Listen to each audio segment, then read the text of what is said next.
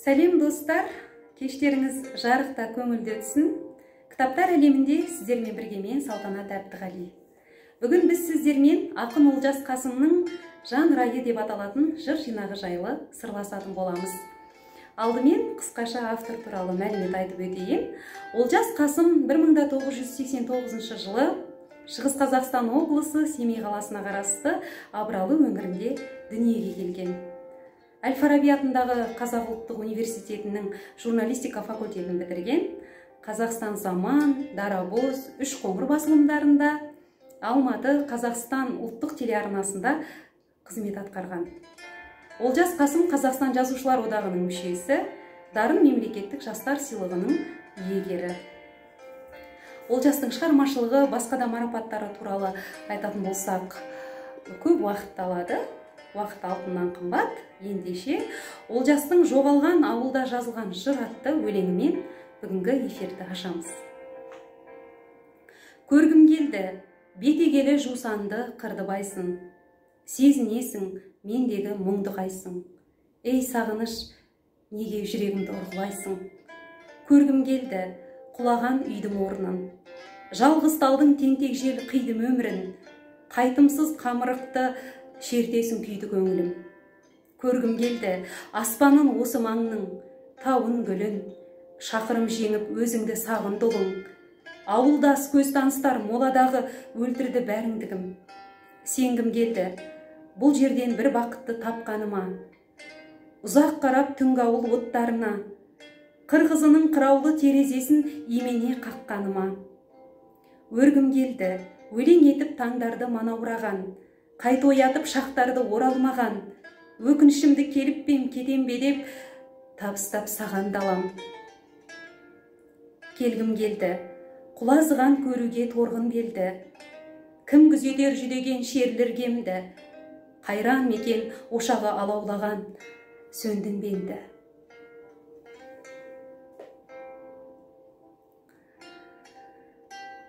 Мұңлы жыр, мына алмағайып заманда жер бетінде жоғалған ауылдар азаймай тұр.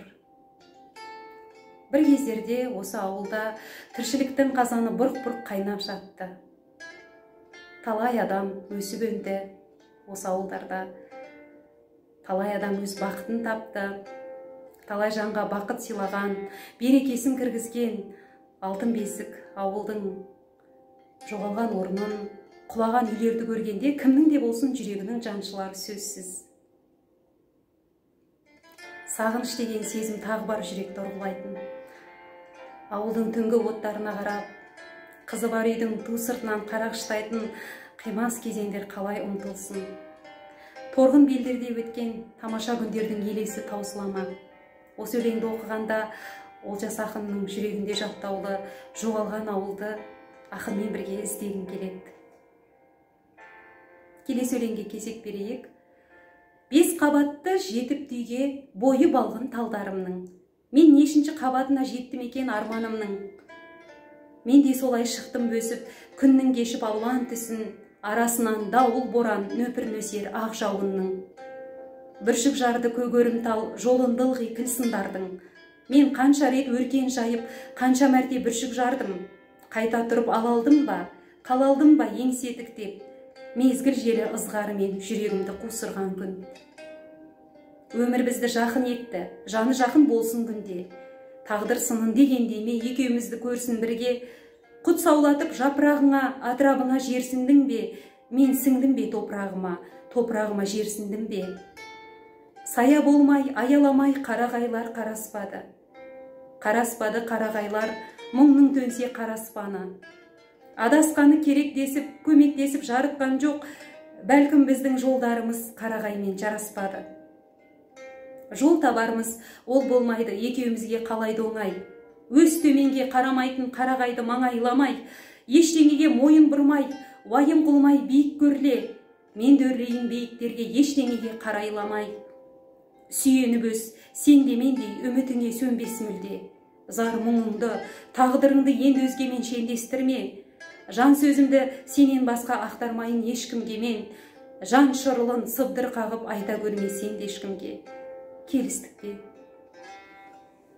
Арман дегеніміз ауа қабат секілді қабат-қабат болатын болса, арманды көбінесе биіктікке, асқақ арман деп теңеп жатамыз ғой. Адам соның барлық сатысына көтерілгісі келеді. Алайда арманға қол жеткізу үшін дауылдан өтіп, боранмен арпалысып, найзағай, нөпір, нөсерден тайсалмай өтуіміз керек. Сол арманның жолында талай жандар жығылып, сүрініп жатады, қайта тұрып еңсесін тіктеп алға қарай ұмтылады. Осындай сындарлы сәтте қарағайлы тағдырға кез болады. Күрмеуі қиын ұзақ жолда жан шырылын ешкімге білдірмей, ақынның дара шығып көтеруге бел буғаны биік сананы, өжет өркенді еске салады. Бұл өлеңді Олжас ақын жігерлендіру мақсатында жазды деп қабылдадық. Жауап береді кімдер? Өмірге ақым төленбеді ме? Жауап береді кімдер? Жазылған барлық өлеңдеріме жауап береді күндер. Қайғыға ұқсас әзілдеріме жауап береме бақыт. Жүрекке түскен әжімдеріме жауап береді уақыт. Соңынан оның сенделгеніме жауап береме сезім. Осыған дейін көргендеріме жауап береді көзім. Ең асыл сәтті тонатқаныма жауап беретін кім бар? Тапқандарыма, жоғалтқаныма жауап береме жылдар. Әлемді бөлек қабылдауыма жауапты бөлек қалдыр. Келешек жақтан табылғаныма жауап береді тағдыр. Өлең деп білдім берген ғұмырды, бесік пен көрге дейін, өмірге неге келгендігімді айтамын өзім кейін. Ақынның бұл өлеңі астарлы ойға, тұнық сезімге жетелейтін айтары бар дүние. Ақын жүрекке түскен әжімдеріне уақытты жауапты етеді. Ғұмыр бойы көргендеріне көз кінәлі ме? Асыл кезеңдерді кім ұрлады? Ақын тағдырын болашақтармен байланыстырады. Сол кезеңде ақынды жұрт қалай қабылдайды, оған тағдыр жауапты. Ол өмірін өлеңім деп біледі. Ал өмірге не үшін келгендігімді кейін айтамын дегені ақынның әуелі шығар шыңыма шығып алайын, жұрт танысын қандай талант екенімді, содан кейін сырымды ашамын деп түсіндік. Олжас ойлы ақын, оның өлеңдерінде өзгеше сарын бар. Енді махаббат жайлы жырларға кезек берейік арасында, кітапта сезім сиқыры. Жаңбырдың мүлдем жауғанын айтпа, жаңбырдан әсер алғаныңды айт. Ой құшағында қалғаныңды айтпа, ағылда тегіл арманыңды айт.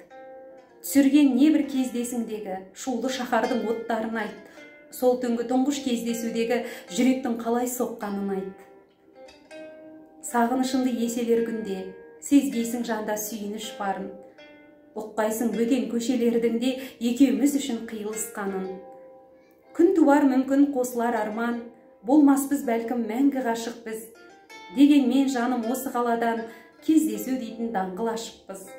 Жүрекке ғана жеңдір тағдырды, жазбайын енді қоштасар өлең. Тілек бар менде, сол бір даңғылды ешқандай адам баспаса деген. Өзіңе ғана тіледіміз ғой, кештерде кейде бастым әуенге. Даңғыл дегенім жүрегіміз ғой, жүректі ешкімге бастыра көрме. Махаббат дегеніміздің өзі сиқырлы әлем. Осы бір жұмбақ әлемді Олжас ақын жұмбақ әлемнің қатпар қалтарысын өзінше қорытады. Өмір атты өтпелі кезеңнің бойынан ол махаббат деген даңғыл ашады. Осы бөтен көшелердің өзін екеуміз үшін қиылысқанын қараш деген жолдарға қарап тұрсаңыз, бұрын соңды ақындарда кездеспеген ерекше теңеу деп айтсақ болады. Жүрек атты даңғылды ешкімге бастыра көрме. Бұл енді ақынның мөлдір таза махаббатты іздеуі. Жүректерді осы даңғылға теңеп, оны ешкім баспаса екен деп,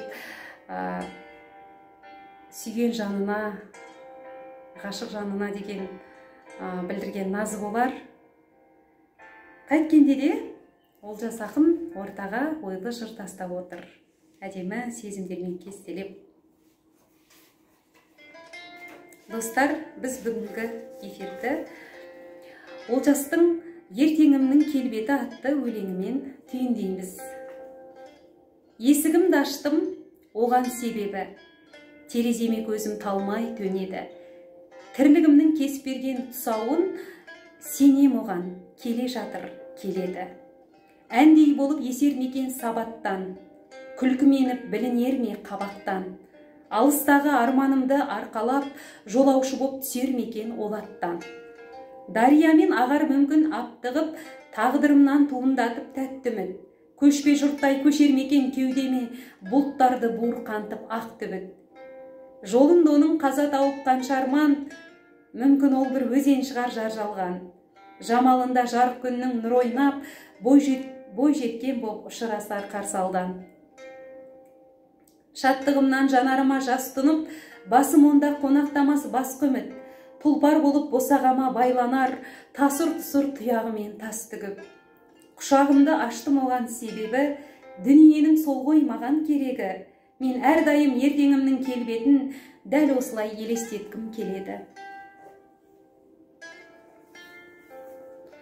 Болашағының жарқын келбетін кімде болсын өз қиялында әлдилейді. Тәтті арман қай жүректе болсын атой салады. Мейлі ол тұлпар болып босағаға байлансын, әлде бақыт құсы болып келіп басыңызға қонама. Ол енді Алланың сыйы, тағдырдың сыйы. Жанарында, жамалында жарық күннің нұр ойнап, қарсы алдыңнан жарқ етіп шыққан арман ару қандай керемет теңеу, иә? Мен ойлаймын, жалындаған жастар көпшілігі ертеңін, келешегін Олжастай елестететініне күмәніміз жоқ. Ертеңін осылай ойластырған, Олжастай ойлы болғандар озат негізінде. Армандарыңыз адастырмасын, армандарыңыз алдамасын, асқақ армандарыңызға қол жеткізіңіздер.